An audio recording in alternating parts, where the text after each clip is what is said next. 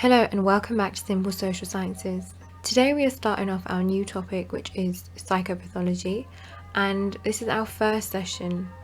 We're looking at the definitions of abnormality, and by the end of the session you should be able to do the following. First, we need to outline the full definitions of abnormality. These are statistical infrequency, deviation from social norms, failure to function adequately, and deviation from ideal mental health. We also need to assess the advantages and disadvantages of each definition. Let's begin. So what is psychopathology? Psychopathology is a scientific study of psychological disorders. In the case of physical disorders, doctors identify certain signs and symptoms to determine whether someone is ill. When it comes to psychological disorders, the issue is, how do we identify if someone is ill? In what way does their behaviour differ from what is normal? How do we know if behaviour is abnormal? Psychologists use four main definitions for abnormality. 1. Statistical infrequency. 2. Deviation from social norms. 3. Failure to function adequately. And 4. Deviation from ideal mental health. Statistical infrequency is probably the most obvious way to define abnormality.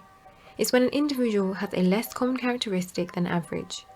So in other words, any behaviour found in very few people is considered abnormal. Descriptive statistics are used to represent the average value in any set of data. We define many aspects of what is normal by referring to average values.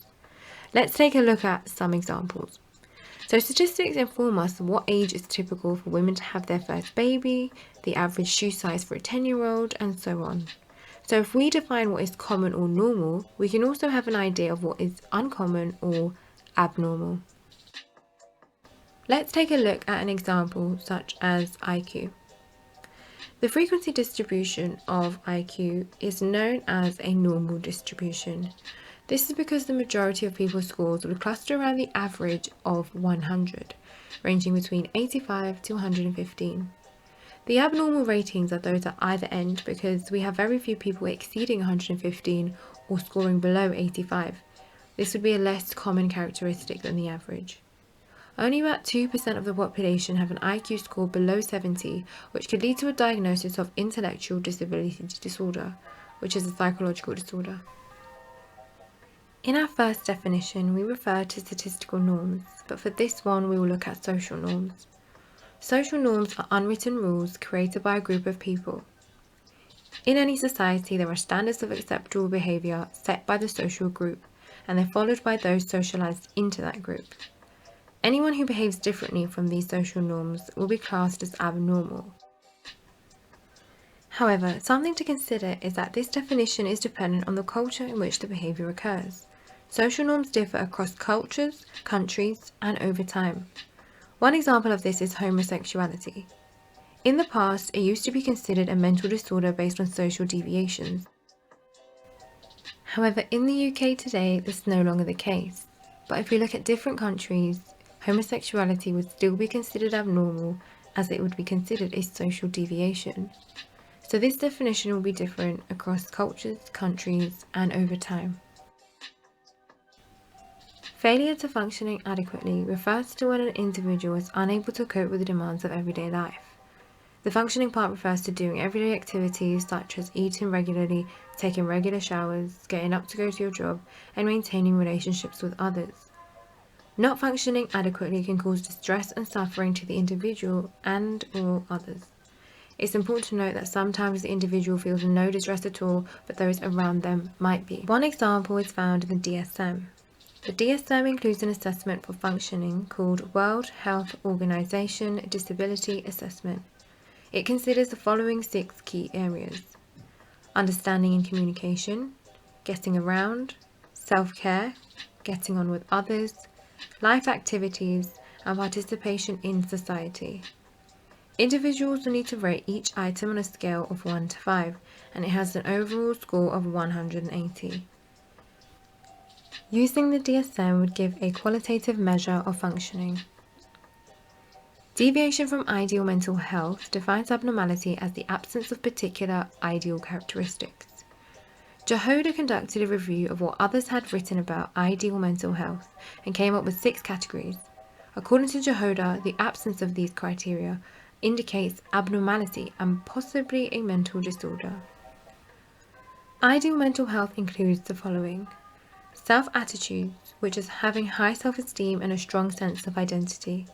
Self-actualization, the extent to which an individual reaches their full potential. Integration, this refers to the ability to cope with stressful situations. Autonomy, being independent and self-regulating. Having an accurate perception of reality. Someone is rational and perceives ourselves and others accurately. Mastery of the environment. This is knowing we are able to have an impact on events in our lives and we are capable of acting on our own behalf. Now let's test how well you really know these definitions. I'm going to give you the examples and you're going to have 5 seconds to give me the definition for each one. Let's start. Not taking regular showers. The correct answer is failure to function adequately. Have a low self-esteem and struggle with identity. The correct answer is deviation from ideal mental health. Have an IQ score of 120. The correct answer is statistical infrequency. The answer is deviation from social norms. The answer is deviation from social norms. Unable to cope in stressful situations. The correct answer is deviation from ideal mental health. Wearing a bikini and a sun hat to shop at Asda. The correct answer is deviation from social norms. So now that we've covered the full definitions of abnormality, we also need to assess the strengths and weaknesses of each one.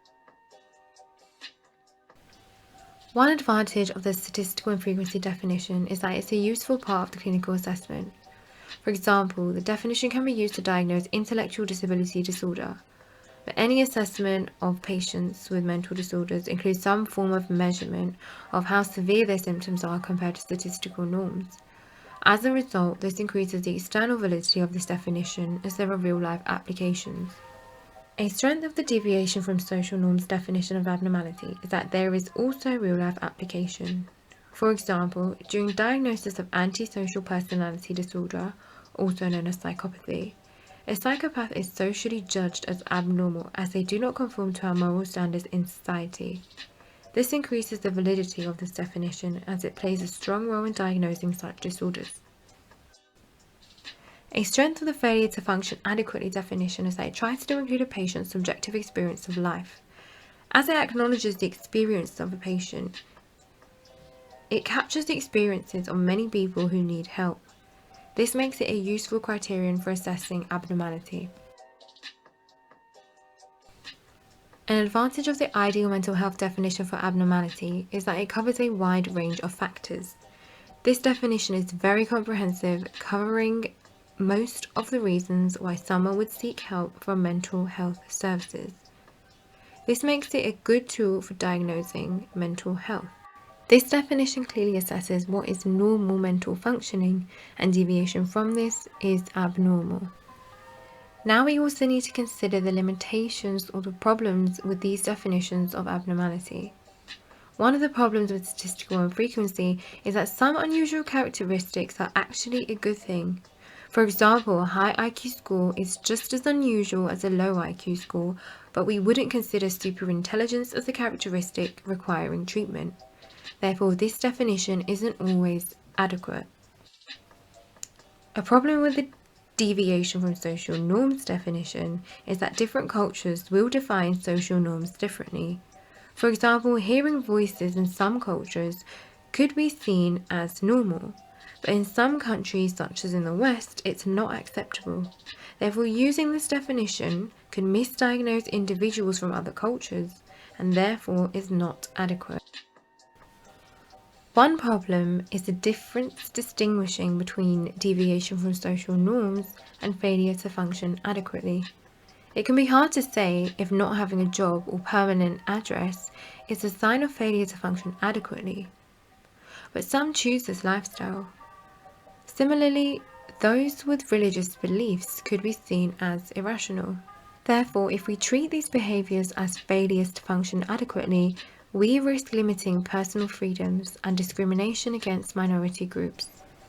A problem with Jehoda's definition is that it's based on Western ideals. For example, the emphasis on personal achievement in the concept of self-actualization would be considered self-indulgent in much of the world because of the emphasis being so much on the individual rather than the family or community. Therefore, Jehoda's definition could be argued to be culturally relative and not universal. Okay, we've reached the end of episode 1 of Psychopathology. If this video was useful, give it a thumbs up. And yes, I'm talking to my students. I have lots of you and not enough thumbs up. So make sure you give this video a thumbs up. If you're listening on Spotify, make sure you are following so you receive the updates. And thank you for listening.